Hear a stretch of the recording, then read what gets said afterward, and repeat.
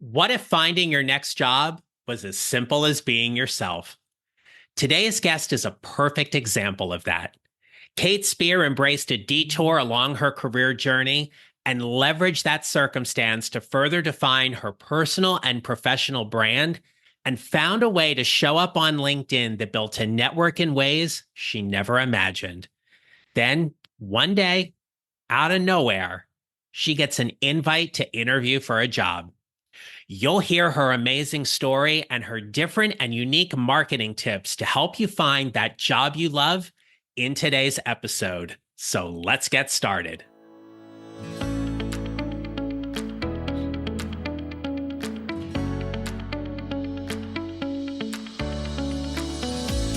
Hello, my friends. This is the Mid-Career GPS podcast, and I'm your host, John Nerrill. I help mid-career professionals like you find a job they love or love the job they have using my proven four-step formula. My guest story is truly different and unique, and it's one of the reasons I invited her on the show. So let me tell you a little bit about her. Kate Speer is a people-first, results-driven connection creator with expertise in marketing, communication, engagement, counseling psychology, and positive culture building. Kate brings a wealth of experience and a diverse skill set to drive impactful business initiatives. Previously, as the Vice President of Marketing, Engagement, and Investor Relations for a prominent trucking company, Kate oversaw all aspects of the brand, earning recognition as a 2022 Transportation Marketing and Sales Association Top Brand Innovator and a 2023 Top Woman to Watch in Transportation by Women in Trucking.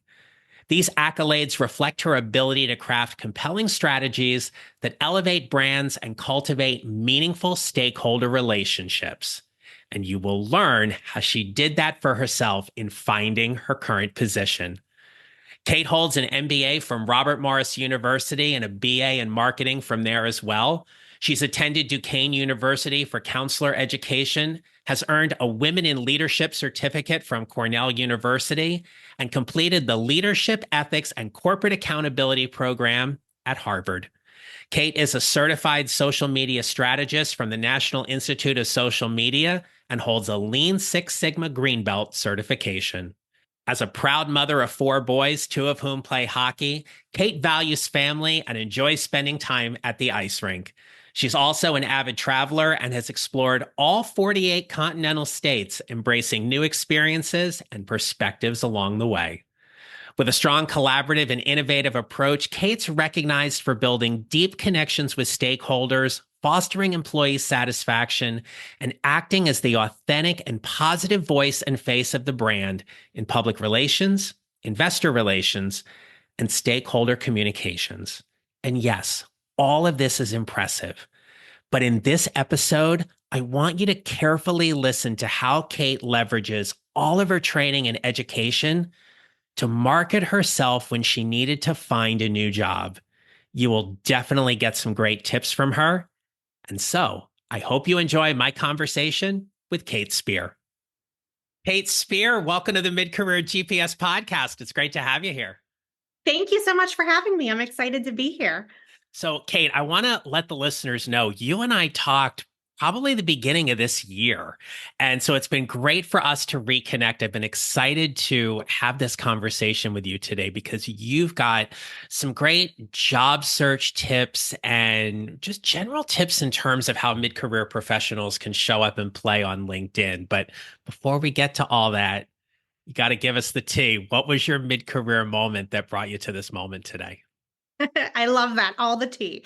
So my mid-career moment would be happened about 2 years ago, 18 months ago now. And I was at a job that I loved. I thought that was my forever home. I was leading marketing. I was super happy. I was doing all the right things. I was performing well. But sometimes, life's not always in your hands. Things happen. So that job ended. In a way that kind of surprised me and took me off of my game a little bit. And it really forced me to take a step back and be like, now what? I thought I had everything figured out. Turns out there was lots more for me to accomplish and learn and figure out after that happened. But it really made me take a good look at, what now? What do I do now? And I'm a marketer by trade, so that's what I've always done professionally. So I've promoted other people, I've promoted companies, like I knew how to do all the right things. I had never done that for myself. And I think a lot of people don't. It's a scary thing to do. It's real easy to kind of talk about how great the company is or the products that you're selling. But when you have to turn that spotlight on yourself and say, how do I self promote? I feel like that feels kind of icky for people. It's a little uncomfortable. And it was something I never really had done before until it was time for me to go. It was like, I'm going out of the plane. I don't have a parachute. We got to build one as we're falling here. Um, so that would be kind of my mid-career moment, and I really dove into all of the things that I know how to do as a marketer. I built a landing page for myself. I really took to LinkedIn and was posting there regularly, connecting with people regularly. Don't want to get into like all the nitty-gritty on that because I feel like you have so many resources that talk about that, but I really leaned in hard to all the good things that I could be doing to meet people, to promote myself, to look for my next opportunity, and that's kind of what led me on the path that I'm on today. Well, Kate, I appreciate you sharing all of that because it's one of the reasons I wanted us to talk and talk about your story specifically because for so many mid-career professionals, there is that point where we all get comfortable and we think like, I'm good, I got this all figured out, everything is okay. And then to your point, something happens. And for many mid-career professionals, they're not comfortable with promoting who they are and what they do. How did you get through that in order to leverage your marketing skills to simply say, I need to be doing this for me? Yeah, well, at the time, I wish it had come a little easier, but it really was like my back was up against the wall, and it's like, I have to go. I have to put myself out there. And there's a little bit, I think, of emotions that come when you get let go or your job that you thought was going to be forever doesn't exist anymore, where you're kind of also feeling bad about yourself. Sure. So, not only did I know I had to go to do the things to find the job, to figure out my next step, it was also, I think, helpful in kind of rebuilding my self esteem, reminding myself, I do have worth and what do I have to offer that's beyond just the job title that I had or the company that I worked for. It was a lot of reflection of who is Kate outside of the job and the title and the things that I did at work. So it was very scary, but I will also say the more that you put yourself out there, the easier that it gets. That first few posts was real scary. You post and you kind of look away and it's like, is anybody going to engage with this? But like anything with practice, the more you do it, the easier that it gets. So I feel like it was scary, but just put one foot in front of the other. So we know there are two specifically different ways people can share their thoughts and promote who they are. And so obviously you've become very good and very established in terms of what you post and share on LinkedIn. There's another part in terms of how you verbalize your value when you're networking or you're interviewing for a job. I'm curious when it came to the in person or virtual networking, or when you were interviewing for a job, how did you practice or build your confidence to feel that, hey, I can talk about myself and do it in a way that's very authentic to me? And I'm not going, oh, that sounds awful.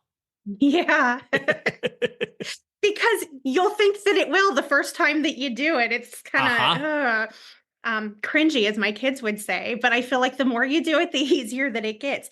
And I think it goes back to, and I also, you have a wonderful resource about like the knowing your strengths and the gaps. I think that's in one of your PDFs somewhere. You'll have to like give me the exact information there.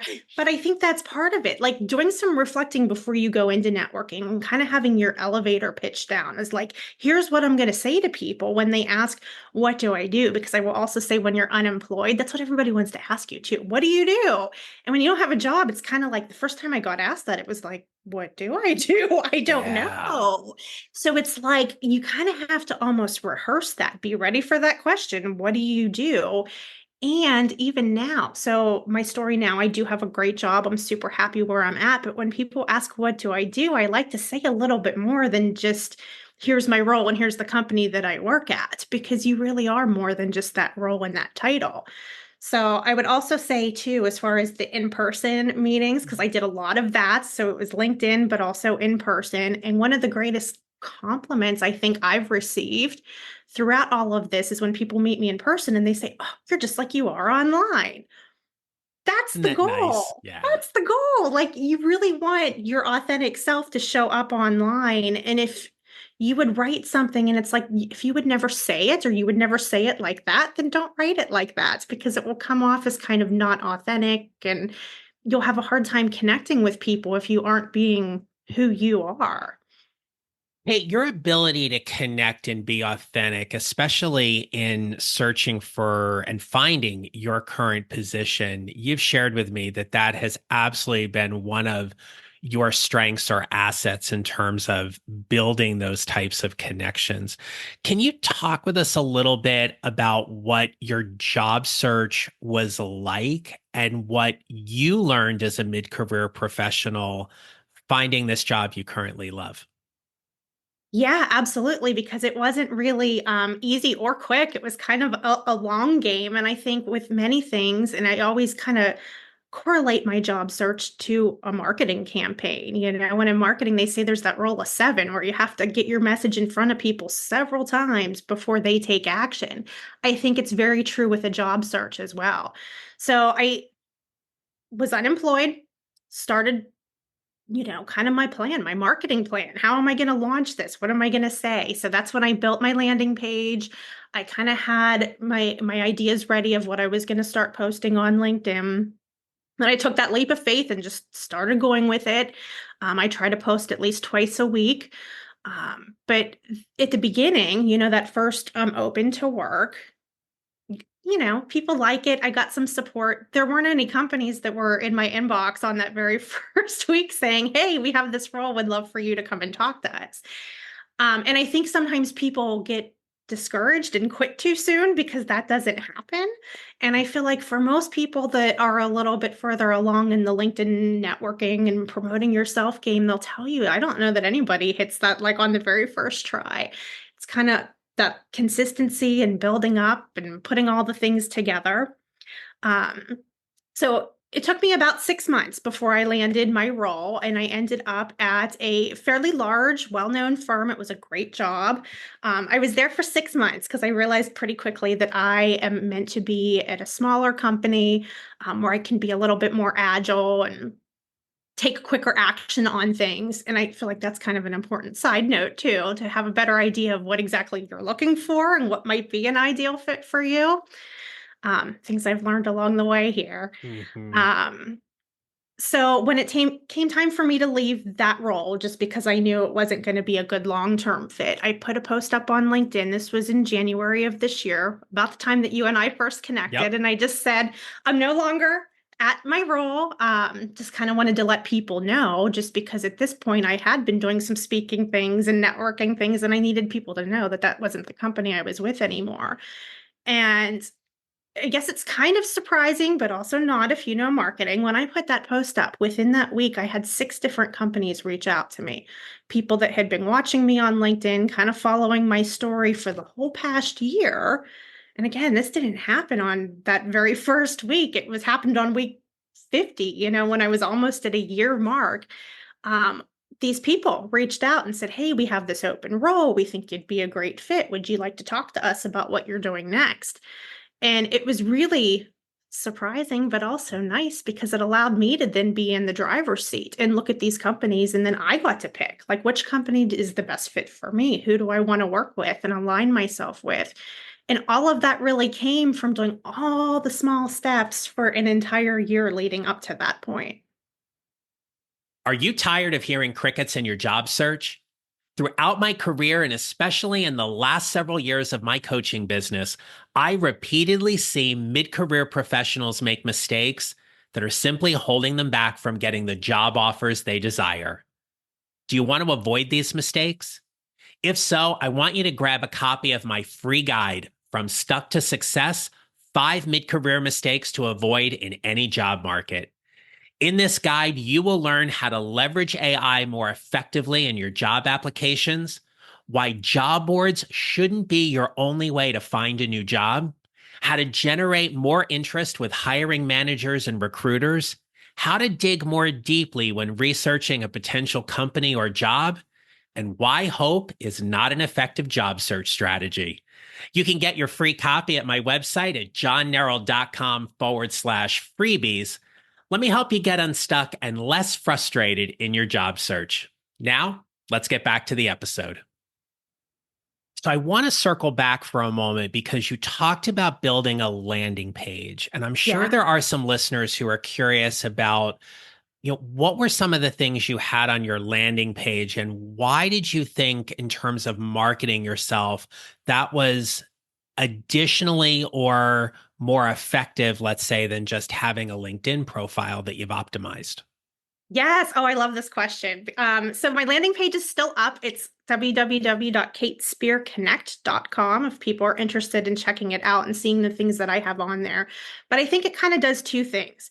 One, it brings your resume to life a little bit. Everybody has a resume. And if you are on the other side of that, which I am now in my current role, where you're getting the resumes and you're getting all these applicants for the job, it just kind of gives you that little bit of extra, something to make you stand out. And what I did back when I was applying, I would find somebody at the company, usually through LinkedIn, and I would send them a message and I said, "Hey, I applied for this role. I'm very interested. Here's my link, like the link to learn a little bit more about me." And when you paste that link into the LinkedIn message, it also pops up with a thumbnail preview of the landing page. And I just think for marketing, you want to pique people's curiosity. They're going to click on the link. And I felt like once I could get people there, it just kind of brings everything to life. It showcases me. You can see my picture. There's a video of me talking on there. It lists out all the things I've done more so than what you can do on a two-page resume. So I use that really to kind of open the door. And I love that approach in the sense of it's different. Not a lot of people are promoting themselves through a landing page that is done to the quality that you've done it. So to give people that opportunity to get to know you, like you, and trust you a little bit more because of that, I imagine that was absolutely one of the goals, correct? Yes, absolutely. I love that saying. I feel like we use that often in marketing. And it just goes to show, too, that the person on the other side can see that I'm somebody that will go above and beyond, will put in the extra effort. Um, and I think in marketing, just again, being on the other side of things now when you're interviewing people, there's some people that do look really good on paper, but then when they show up for the job, it's kind of like, oh, that's like, I thought they were going to be a better performer than what they were. This is almost like an insurance policy to, really show that I'm the real deal and what I say on Yeah. paper is who I am. We've seen this year and even a little bit of last year that on average, it's taking about 5 months for mid-career professionals to find a new job, and your case history certainly demonstrates that as well. What were some of the things you can offer the listeners in terms of being resilient and persevering when your brain wants to tell you this isn't working or it's not going to happen? Yeah, because our brains are sneaky like that, and they do try to sneak in with those Powerful types of little buggers, aren't they? messages. They are, and like I said, it's so hard at the beginning too when you are because I feel like when your job goes away, you are filled with kind of some self-doubt and what do I have to offer? The important thing I think too, and this comes from networking, is to build your kind of group of people, build your circle. And if you don't have that, you can find that when you go out to networking events or, by LinkedIn and you're posting, pay attention to who is engaging with your content and engage back with them because it's not about just having them do things for you so you can get a job. It's kind of reciprocal. It's like, how can you help them out too? And when you have your circle filled with people that are in your corner, one, it makes it a little less scary to put yourself out there. Um, but it also kind of gives you a layer of accountability. If you kind Mhm. of have your friends and it's like, here's what I'm doing, and I'll like your stuff if you like mine. I also know I can count on like three or four people that if I don't post for a week, they'll be texting me and it's like, hey, where are you at? Are you going to this? Like, we miss seeing you this week. get those people that are in your corner, pushing you, encouraging you, and it just makes it a little easier to show up and to keep showing up even when it's hard. You seem to have solved a problem that many mid-career job seekers struggle with, and that is being able to share your thoughts and ideas on LinkedIn through posts. A lot of times, especially with my clients or people with whom I'll talk to, they'll say, "Oh, I don't really know what to post," or "I'm not sure I can contribute in that kind of way." How did you determine what were the things you wanted to post as you were actively job seeking that were valuable to your circle and to your network? Yeah, so I really do believe that everybody has great things to share and, experiences and ideas and thoughts that can make really great content. And I think you're right. There's kind of a hard part of like how do you get from here to there? And for me, what I did, I was just always trying to like pay attention to conversations that I had. Maybe it was with my Mm. husband, maybe it was with a friend out at lunch. And of course, we're talking about my job search because I was unemployed at the time. And you just kind of pay attention to the questions that people ask you or the things that you are talking about as it relates to how you work. What are you looking for? What do you have to offer? And I would keep actually a notes section on my phone, and it's like, oh, that would make a really good post.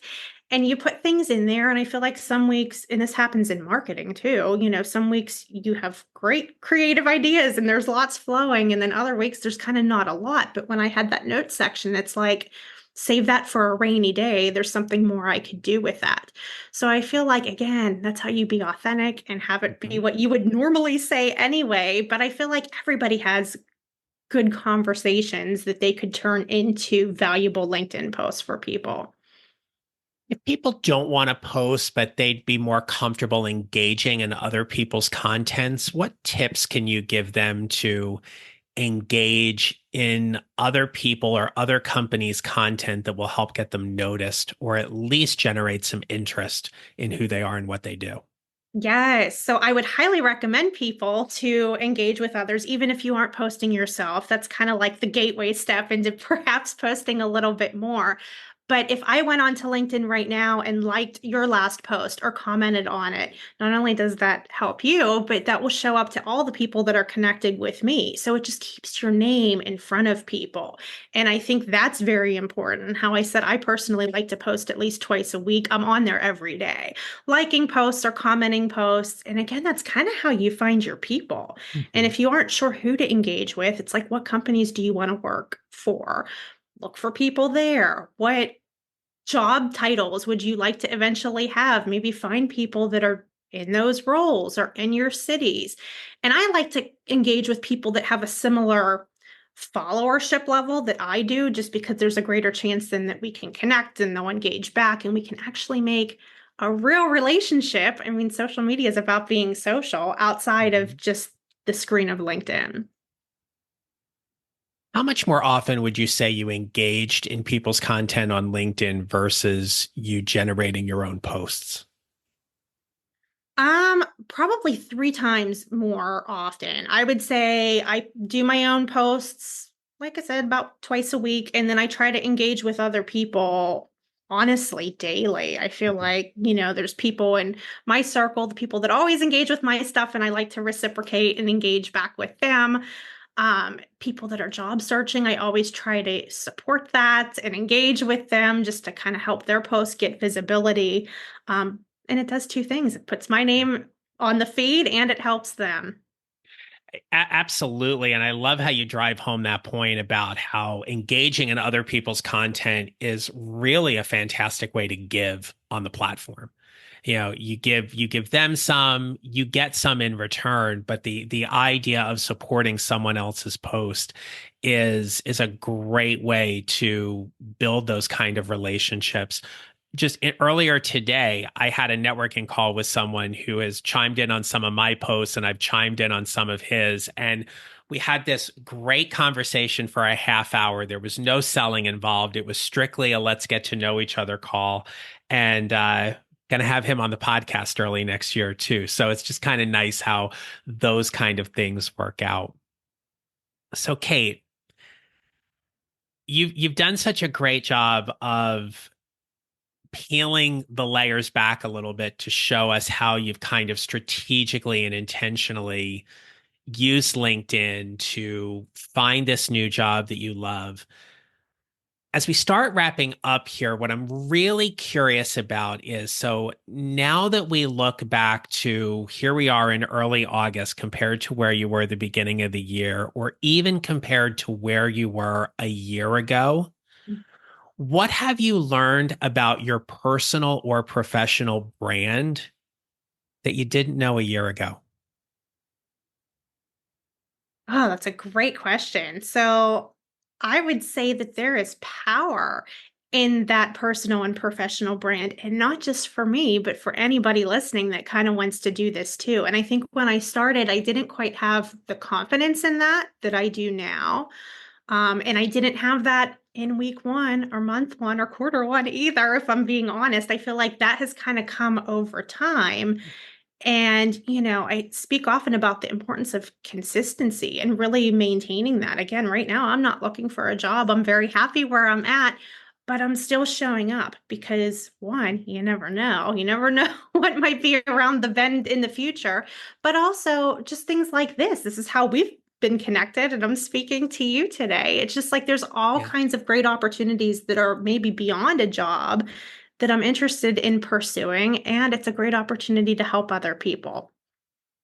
Absolutely. Thank you for sharing that with us. So, for anybody who's listening, they're looking for a job, they're thinking they might be looking for a job, they're happy in their job.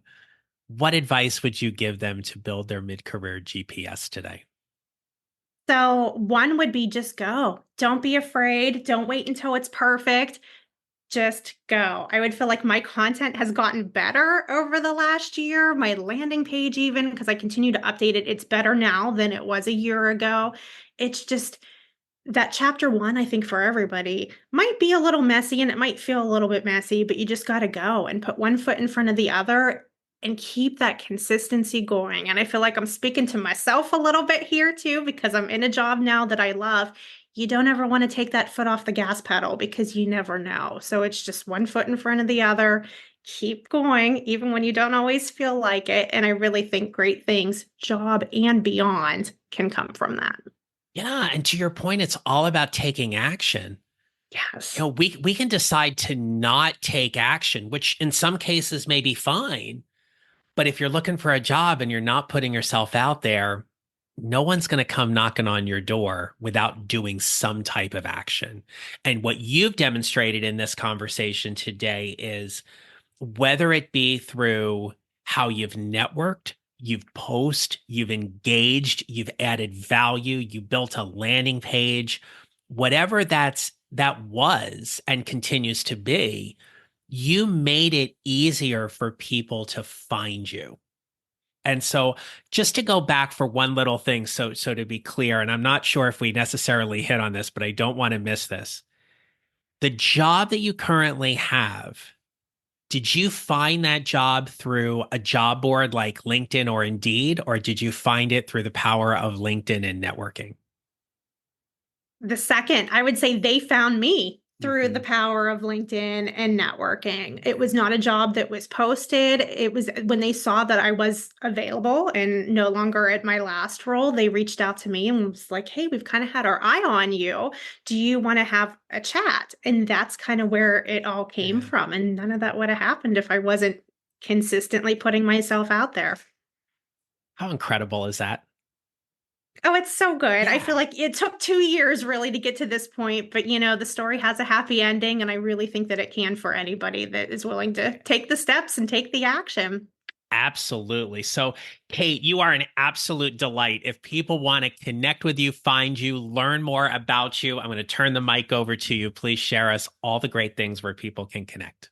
Yes, absolutely. I would love to. So, again, my landing page is www.katespearconnect.com. I'm not selling anything. There's nothing for you to buy there. It would just be a way for us to connect. I like to be a supporter and an encourager. So you can also find me on LinkedIn. It's Kate Speer, Speer. And if you do connect with me there, make sure to send me a message and let me know that you heard about me on this podcast. And I'll be sure to like and engage with your content. And we can both kind of expand our circles of positivity and support that way. I love that. Kate Speer, thank you so very much for being a great guest on the Mid-Career GPS podcast. It's been an absolute pleasure talking to you today. Thank you so much. All right, my friends, if there's one big takeaway, and remember, the summer is a wonderful time for you to be finding a new job and start laying all that groundwork. Here's a couple of takeaways for you. So one, get out there on LinkedIn. Find ways to engage with people's content. Find ways to create your own content and add value to whatever industry or profession or circle that you're in. The second thing is build a circle of people that you can support and they can support you as well. So imagine putting a post out there and being a little nervous that, oh my gosh, no one's going to like it. And then all of a sudden, you've got a handful of people in your network who within the first 30, 60 minutes of you posting, they're going to go ahead and like it. And lastly, what can you do to stand out? One of the things I love that Kate shared with us today was she created a landing page. She leveraged her marketing background to build a landing page that she could message people with when she connected with them on LinkedIn, that built that know, like, and trust factor differently than what your LinkedIn profile can do. There's nothing wrong with your LinkedIn profile and using it to do that. But what's that little extra thing that might make you stand out? In this job market, that's huge and that's key. So go out there, find a way to stand out. And remember this, you'll build your mid-career GPS 1 mile or 1 step at a time. And how you show up matters. Make it a great rest of your day. Thank you for listening to the Mid-Career GPS podcast. Make sure to follow on your favorite listening platform. And if you have a moment, I'd love to hear your comments on Apple Podcasts. Visit johnnerrell.com for more information about how I can help you build your mid-career GPS or how I can help you and your organization with your next workshop or public speaking event. Don't forget to connect with me on LinkedIn and follow me on social at John Nerrell Coaching. I look forward to being back with you next week. Until then, take care and remember, how we show up matters.